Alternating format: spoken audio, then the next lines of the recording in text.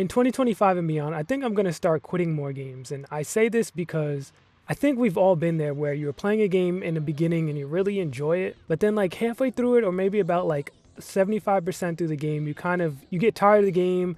Maybe you're just not feeling how the game is running, maybe you're not into the story like you thought you would. Whatever the case may be, and you kind of just get tired of the game, but you spend $70 on a game and it's just like, well, I can't quit. I spent all this money.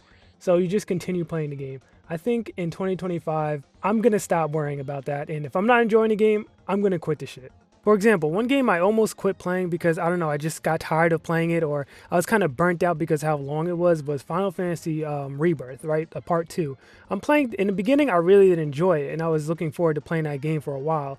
And then, I don't know, maybe about 75% of the way through, it started to drag a little bit for me, and I was like, I kind of don't want to play this. I think I might take a break. But I know how I am, and if I took a break from it, I probably wasn't going to come back to it, at least not for a long time. And in which case, I'd have to start over because I'd forget what I had done. So I kind of just forced myself to play through the rest of the game, but I really wanted to quit. But in the case of that game, what I did instead was I was like, I still want to know how the game ended. Like I wanted to know what the story was like compared to the original, of course. So what I did instead in that case was I just put the game on easy and I ran through it. And I know a lot of you are going to judge me for playing my games on easy, but I don't care. At that point, I was over it and I just wanted to get through the game and finish the story. So put it on easy and ran through it in like a day.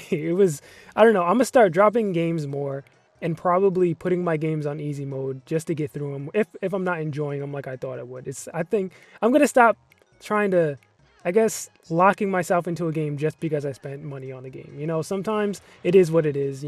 Not every game you pick up is going to have you gripped in and locked in every time you play it. There's nothing I can do about that. I think as gamers, especially as you get older, we got to start valuing our time more and especially valuing our money. So like if a game you're not enjoying it, who cares? Maybe drop it, get a refund, whatever you got to do if you have enough time. But definitely value your time more as you get older as a gamer, or just in general, not even as you get older, because there's way too many great games out there for you to be playing something you don't really enjoy that much. So if you're like halfway through a game and it turns to crap and you just don't want to play it, go ahead and drop that game, pick up something else, and play something you enjoy. Because that's what video games are actually supposed to be in the first place. You're supposed to be playing them for fun. What's the point of playing a game you're not enjoying anymore? Now, this kind of only really applies to single-player games. Multiplayer games aren't really that big a deal to me. If I'm not enjoying a multiplayer game, that's easy to drop. It's no big deal. And most multiplayer games these days are free to play anyway.